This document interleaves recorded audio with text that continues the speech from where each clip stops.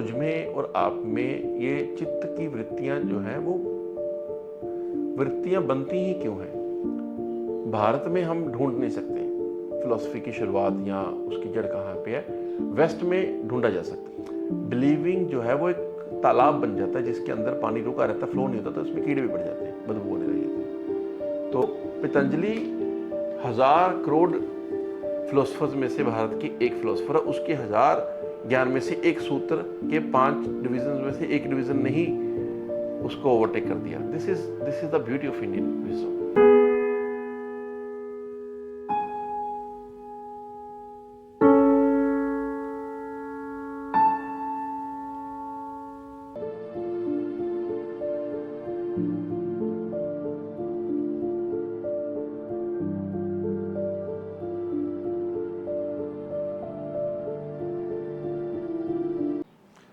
पतंजलि योग दर्शन के अभी तक हम 11 एपिसोड कर चुके हैं।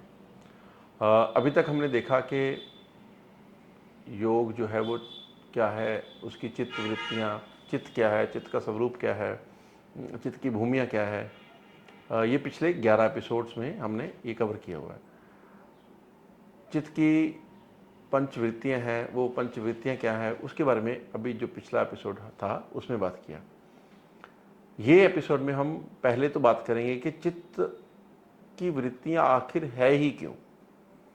मतलब चित्त की वृत्तियों के नाम याद करने से थोड़ा सा आगे बढ़कर हम चित्त की वृत्तियों को समझने की कोशिश करेंगे कि मुझ में और आप में ये चित्त की वृत्तियां जो हैं वो वृत्तियां बनती ही क्यों हैं। और दूसरा, ये वृत्तियां जो है वो सुख कर और दुख कर, जैसे बताया कि अगर हम वृत्ति को जिस तरह से यूज़ करें उस तरह से कई बार ये वृत्तियां सुख कर यूज़ हो सकती हैं, और कई बार जो वृत्तियां हैं ये दुख कर, यानी कि पंच क्लेश इसमें से पैदा हो जाते हैं। तो पहले तो मैं ये चाहूँगा कि मैं वृत्तियां अच्छे से समझा दूँ, और वृत्तियों के बाद हम जब पंच क्लेश देखेंगे तो जब आपको वृत्तियों का रूट पता होगा कि मुझ में और आप में ये वृत्तियां आखिर बनती ही क्यों हैं। क्या ये हमें बर्बाद करने के लिए बनी है, या फिर ये किसी तरह का मेटाफिजिकल डिफेंस मैकेनिज्म है कि किसी तरह से ये यूज़फुल हैं, लेकिन हमारे हाथ में, जैसे मैं अक्सर बोलता हूँ कि बंदर के हाथ में बंदूक है, तो बंदूक शायद ख़राब चीज़ नहीं है, उसको यूज़ करने वाले के ऊपर डिपेंड करेगा कि ये जैसे कोई हथियार है, बंदूक की बात जैसे हमने की, वो क्रिमिनल के हाथ में हो तो बंदूक का स्वभाव अलग है, मतलब उससे उसका कुछ रिजल्ट अलग निकलेगा। और अगर वही किसी सोल्जर के, किसी आर्मी ऑफिसर के हाथ में होगी तो उसका जो उसके मीन्स हैं वो बहुत अलग निकलेंगे। तो वृत्तियां है तो एक तरह की पावर, लेकिन उस पावर को यूज़ किस तरह से कर रहे हैं उससे डिसाइड होगा कि ये वृत्ति सुखकर है या दुखकर, यानी ये मेरे लिए हितकर है या अहितकर है। वृत्तियां हैं टेंडेंसीज, हमने जैसे बात किया, मैंने कुछ लोगों को कहते सुना है कि वृत्तियां, कुछ लोग इसको टर्बुलेंस बोल रहे हैं, कुछ लोग इसको टर्बुलेंस पता नहीं कैसे आई, ये तो बिल्कुल नया वर्ड है। तो हालांकि जो मॉडिफिकेशंस ऑफ चित्त है, ये वर्ड सही है कि गलत है वो तो चलो बात की बात है, लेकिन it is somewhat common word, मतलब हालांकि है तो ये करेक्ट वर्ड नहीं है, लेकिन ये प्रचलित है तो चलो एक्सेप्ट कर लेंगे। लेकिन नए नए लोग नई नई भाषाएं, नए नए इसकी व्याख्यान करें तो वो कुछ लोग बोले फ्लाइट से जैसे ट्रैवल करते तो चित्त की टर्बुलेंसेज, ये तो पता नहीं कैसे बना दिया उन्होंने। तो वृत्तियाँ सिर्फ टेंडेंसीज है। टेंडेंसीज क्या है कि जैसे भूखे आदमी के सामने खाना रख दो तो वो ना चाहते हुए भी खाने की तरफ ही देखता रहेगा। उसके एक मेरे को ना बड़ी अच्छी स्टोरी याद आ रही है कि मेरे को, हालांकि वो पोइट का नाम नहीं याद आ रहा करंटली, अगर बात करते करते बीच में याद आ गया तो हम रिपीट कर देंगे, नहीं भी याद आया तो क्या है, कहानी खूबसूरत है। और वैसे भी हम, जैसे मैं कई बार बार बोल रहा हूँ कि we are not the biographical people. हम नहीं जानते कि ये ज्ञान किससे आया, किसने बनाया। हमारी आंख ज्ञान के ऊपर है, ये चैनल का नाम भी है ज्ञान वल्लभ, तो हमारी आंख ज्ञान के ऊपर है। देखो इस तरह से मैंने अपनी अज्ञानता को छुपा लिया कि मुझे पोइट का नाम नहीं याद आ रहा था। खैर, बात खूबसूरत है। बात क्या है कि एक बार एक आदमी था जो जंगल में खो गया। तो वो काफ़ी दिन जंगल में मतलब किसी तरह से उस ज़माने में जीपीएस नहीं थे, तो उसको बाहर आने का रास्ता नहीं निकला, तो वो खो गया। तो वो पानी के लिए तरस रहा था। चलो कुछ दिनों बाद उसने पानी का अरेंज किया, और उसने ये लिखा बाद में अपनी स्मृतियों में, जिसको मेमोरी बोलते हैं कि हम, उन्हें अपनी यादगारी में ये नोट्स में छोड़ा था कि एक रात को ऐसा हुआ कि मैंने शाम के समय या रात के समय आसमान में देखा, तो मुझे जो चांद है, it seems to me like a big loaf of bread. तो उसने आँखों को थोड़ा सा पानी से धोया, छींटे लगाए, और आँखों को मसला, और फिर से देखा कि ये किस तरह से दिख रहा है मेरे को। तो उसको फिर से अपने आप को रिफ्रेश करने के बाद भी वो वहीं पे उसको ऐसे दिखा कि it is a big loaf of bread, ये ब्रेड का बहुत बड़ा टुकड़ा है। तो this is how your desires can influence your senses also. तो यहाँ से हम भूमि बनाएंगे पहले वृत्ति की, जो उन्होंने बोला था कि जो प्रमाण है, जो आपके सामने है, जो प्रत्यक्ष है, प्रमाण वृत्ति जो है, उसको, प्रमाण को सत्य नहीं मानना चाहिए। यानी जो भी, क्योंकि जो मैं रिसीव कर रहा हूँ फ्रॉम द वर्ल्ड, जो मुझे इनपुट आ रहे हैं, चाहे वो मेरी आंख से आ रहे हैं, चाहे वो सुन रहा हूँ मैं, या फिर मैं कुछ देख के एज्यूम कर रहा हूँ, या हाथ से छू रहा हूँ, जिस तरह से भी छू रहा हूँ, तो मेरे पास वो इंफॉर्मेशन आ रही है through my senses, and easily senses could be altered, senses could be deceived, senses could be cheated. जैसे अभी हमने एग्जाम्पल देखा कि आंख चांद नहीं देख पा रही, उसको चांद में ब्रेड का टुकड़ा दिख रहा है बहुत बड़ा। तो इसलिए और एक फ्रेंच फिलोसोफर हैं, उनका नाम है रेने डेकार्ट। वो बहुत मायने से बहुत खास फिलोसोफर हैं। तो उसको भी लगे आते ही समझा देते हैं, क्योंकि ये दोनों ही किस्से आपको जो पहली वृत्ति और पतंजलि के ख्याल को समझने के लिए काम आएंगे। फिलॉसफी का थोड़ा सा जो शुरुआत है, वो शुरुआत हुई थी, अगर वेस्ट की बात करें, भारत में, तो इसका जड़ कहाँ से है वो ढूंढना बड़ा मुश्किल है। तो ये भी नहीं कहा जा सकता कि भारत की फिलॉसफी जो है वो ऋग्वेद से शुरू हुई। जैसे चारों वेदों में सबसे पहला वेद ऋग्वेद है, यूनेस्को इसको एक्नॉलेज करती है, लेकिन ये कहा नहीं जा सकता कि फिलॉसफी ही हमने तब, ऋग्वेद तो कंपाइलेशन है उस समय के महान कई हजार संतों की जो ज्ञान था, उसको उन्होंने कंपाइल कर दिया, तो वो बन गया ऋग्वेद। लेकिन जो ऋग्वेद के बाद जैसे हम आगे की बात करते हैं कि 4 वेद बनाए गए, फिर उपनिषद बने, तो ये नहीं कहा जा सकता कि ऋग्वेद से ही शुरू हुआ है ये सारा ज्ञान परंपरा। ये जो उसके पहले भी थी प्रचलित, ऋग्वेद में लिखा गया, अंकित किया गया। तो दिस इज़ द आइडिया, जिसको हम ऐसा समझते हैं कि भारत में हम ढूंढ नहीं सकते फिलॉसफी की शुरुआत या उसकी जड़ कहाँ पे है, वेस्ट में ढूंढा जा सकता है। सोक्रेटिस जो है, या उसके पहले आयनिक फिलोसफर्स थे, उनका कंट्रीब्यूशन, या बहुत सारे लोग आज के समय में उसको उतनी उस लेवल से नहीं जानते। तो मैं, जैसे हेराक्लाइटस है, ये पहले हैं उनसे, या उसके पहले आयनिक फिलोसफर्स थे, तो उनके बारे में हम बात नहीं करते, लेकिन सोक्रेटिस से शुरू कर देते हैं ये फिलॉसफी को। ये सही मायने में फिलॉसफी, जब वेस्ट में फिलॉसफी मैच्योर हुई, तो वो सोक्रेटिस के थ्रू आई, जहाँ से हमने डायलेक्टिकल मेथड ढूंढे। तो ये मैं आपको इसलिए बता रहा हूँ कि सोक्रेटिस तक फिलॉसफी बड़े अच्छे स्वरूप में थी। जैसे ही प्लेटो, अरिस्टोटल आए, और उसके बाद धीरे धीरे फिलॉसफी जो है वो थिंकर्स के हाथ से निकलकर ये चर्च के हाथ में आ गई। तो फिर लगभग फिलॉसफी जो है वो 1000 साल चर्च की बातों को सही करने के लिए ही फिलॉसफी पैदा हो रही थी। उसका सत्य के साथ कुछ लेना देना नहीं था, उसका चर्च की बातों को फिलोसफिसाइज करके लोगों को मनवाने तक का जो था, यानी कि जो चीज़ चर्च में या बाइबल में मानी गई है, उसको कैसे आपने मनवाना है, इसलिए फिलोसफी की जा रही थी। सत्य को जानने के लिए फिलोसफी नहीं हो रही थी उस समय, तो इसलिए उसको वो डार्क एजिस भी बोलते हैं। तो इसी कॉन्टेक्स्ट में जो रेने डेकार्ट है, वो बहुत इम्पोर्टेंट फिलोसोफर है, क्योंकि ही वॉज द वन जिन्होंने ये पूरा का पूरा जो चर्च का अथॉरिटी था फिलोसफी के ऊपर, जो फिलोसफी ज्ञान जो है वो आज़ाद पंछी ना रहकर एक पिंजरे में, चर्च में जो टंगा हुआ है वो छोटे से पिंजरे का तोता बन गया था। तो रेने डेकार्ट ने उसको खोल के आज़ाद किया, इसलिए उसको पहला बोलते हैं जिसने साइंटिफिक मेथड से सच को जानने की कोशिश की। उसको इस बात का लेना देना नहीं था कि चर्च क्या मानती है, वो बुरा मनाएगी कि अच्छा मानेगी, वो सत्य को, और फिलोसफी होनी ही ऐसे चाहिए। रिलीजन के साथ फिलोसफी का कुछ लिंक नहीं होना चाहिए। Philosophy should be independent. जैसे मेरे को एक बात, अभी रिसेंटली मैंने दलाई लामा की एक बात सुनी थी कि दलाई लामा को किसने पूछा कि अगर आपको कभी ऐसे जो, हालांकि मैं ये पहले कह देता हूँ कि मैं इस बात से पूरा एग्री नहीं करता, इसमें त्रुटियां हैं।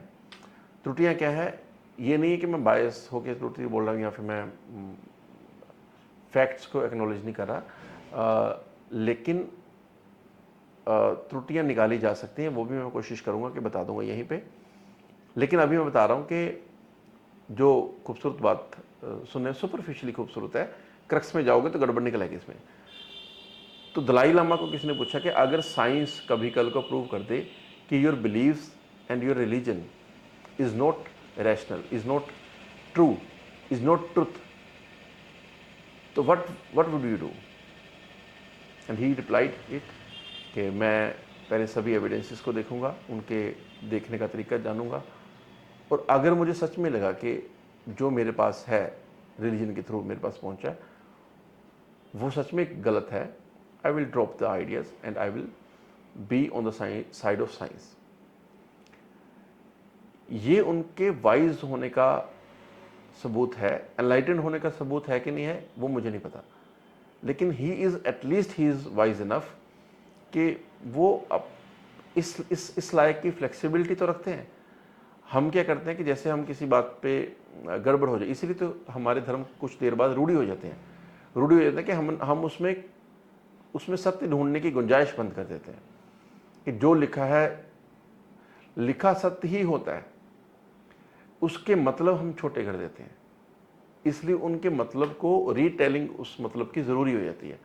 तो इसलिए पतंजलि ने जो अपने 5 वो बताए हैं वृत्तियाँ, उसमें एक वृत्ति आप्त उपदेश, आप्त वचन भी है कि जो लिखा भी गया वो वृत्ति बन जाती है कई बार, कि कहा कुछ गया, पतंजलि ने कुछ कहा, हमने पिछली एपिसोड में बात की इसके ऊपर, मैं उसके औने पौने मतलब निकाल रहा हूँ, तो मुझे लगेगा कि ये तो सही है, मेरे पास जो जवाब है।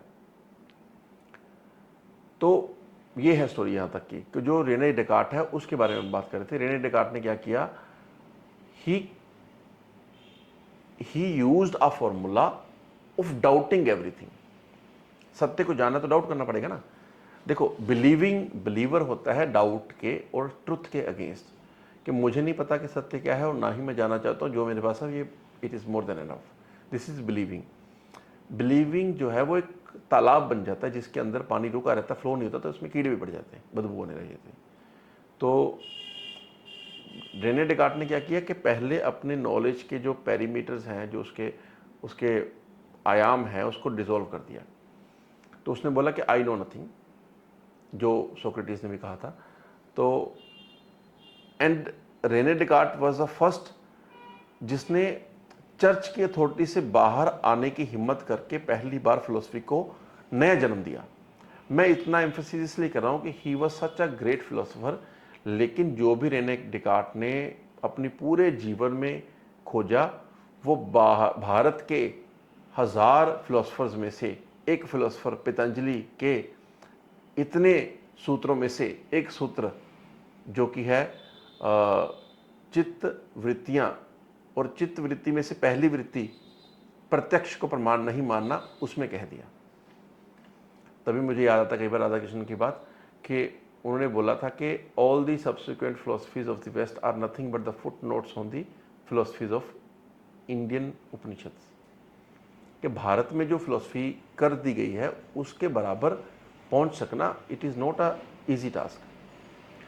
तो रेने डेकार्ट ने पूरी ज़िंदगी और उसके बाद आने वाले 2-4 फिलोसफी ने पूरी ज़िंदगी में जो जो किया वो पतंजलि 1000 करोड़ फिलोसफर्स में से भारत की एक फिलोसफर है, उसके 1000 ज्ञान में से एक सूत्र के 5 डिवीजन में से एक डिवीजन ने ही उसको ओवरटेक कर दिया। This is the beauty of Indian wisdom. मैं उसको समझाता हूँ कैसे। पतंजलि कहते हैं कि पंचवृत्तियाँ जो है वो एक वो एक वृत्ति है, मतलब प्रत्यक्ष जो है जो आपके सामने पड़ा है वो एक वृत्ति है। It is tendency which can lead you either to feel good और टू फील बैड, लेकिन दोनों ही सूरतों में आप सत्य नहीं जान रहे। रेने डेकार्ट कहता है कि मेरे घर के बाहर एक, उसकी एग्जाम्पल भी है कि उसके घर के बाहर एक पेड़ था, वो उड़ता था, उसको डाउट करता कि पेड़ है कि नहीं है, जाता था उसको हाथ पैर लगाता था, डंडे से पीटता था, देखता था हाँ कुछ तो है जिसके ऊपर मेरा डंडा हाथ लात लगा रहा है, तो टकरा रहा है किसी के ऊपर। लेकिन उसको नहीं पता था कि ये पेड़ है कि नहीं, क्योंकि उसकी सेंसेस, उसकी आंख बता रही है ये पेड़ है। तो उसने बोला मैं इस बात के ऊपर भी डाउट करूंगा कि पेड़ है। उसको इतना ही वो श्योर है कि कुछ कहीं पे जब मैं उसको मारने की कोशिश करता हूं तो देयर इज समथिंग जो मेरी टांग को रोक रहा है, मेरी किक जो है it is being stopped by someone. मैं उसको पेड़ कह दूं, ये मेरी आंख बता रही है, तो मैं इस आंख की वृत्ति के ऊपर भी डाउट करूंगा एक बार। तो इस तरह से उसने सब कुछ सब पे डाउट किया कि मुझे नहीं पता ये मेरी बीवी सामने है कि नहीं है। इट कुड बी इल्यूजन, ये सपना भी तो हो सकता है कि मैं सो रहा हूं तो मुझे सपना आ रहा है, may be it is real. तो जब उसने सब चीज़ के ऊपर डाउट किया और अंत में वो पहुंचा द रिमार्केबल स्टेटमेंट जो जिसने वेस्टर्न फिलोसफी को धरती में गड़े हुए से निकालकर आसमान में खुला छोड़ दिया।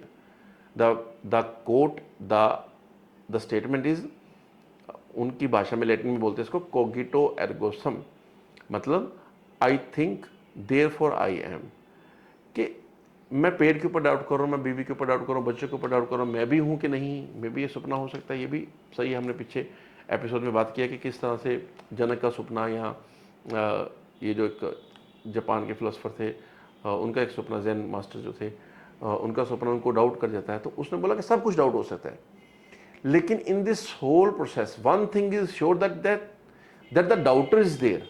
डाउट करने वाला तो है ना जो सबके ऊपर डाउट कर रहा है।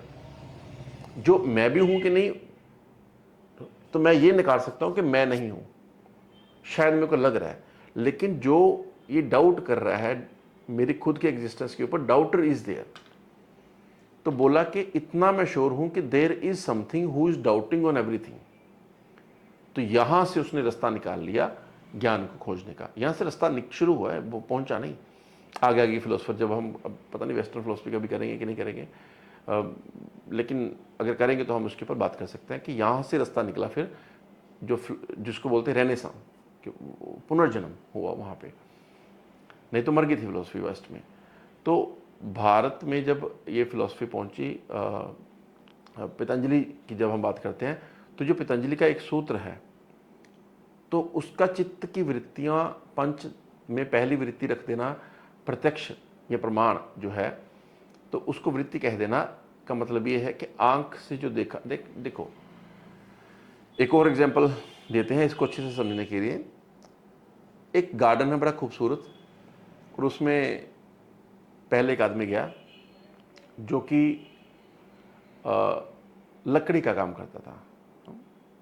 तो उसकी आंख उस जंगल में, उस गार्डन में इस चीज़ के ऊपर जाएगी कि कितनी लकड़ी निकल सकती है यहाँ से, और उस लकड़ी से मैं क्या क्या फ़ायदा अपना कर सकता हूँ। या कोई घर से कोई गृहिणी निकली या कोई आदमी निकला घर से लकड़ी लाने, तो उसकी आंख रहेगी सूखी लकड़ी कितनी है जिससे मैं अपना ईंधन, अपना खाना बना सकूँ। लेकिन उसी जंगल, उसी गार्डन में जब एक शायर जाएगा तो उसको तितली का फूल के साथ रोमांस दिखेगा, उसको फूल में ब्यूटी दिखेगी, तो वो ब्यूटी देखेगा वहाँ पे किसी भी एंगल से देखे। That is why he is a poet, because उसकी एग्जिस्टेंस का जो मूल है that is not necessity, that is the beauty, तो वो पोइट हो गया। तो उसी जब गार्डन में एक साइंटिस्ट जाएगा तो वो उसको अलग तरीके से देखेगा कि उसको फूल दिखेगा तो सही, लेकिन जाइलम फ्लोएम दिखेगा, मिस्ट्री कम दिखेगी, तो उसको इस तरह से दिखेगा कि अच्छा अगर फूल का रंग लाल है तो there is a pigment in this, तो वो उसका देखने का तरीका होगा। तो मेरे कहने का मतलब है कि आपकी बुद्धि और आपकी सेंसेस आपको वो नहीं दिखाती जो हकीकत असल में है, वो आपको वो दिखाएगी जो आप देखना चाह रहे हो।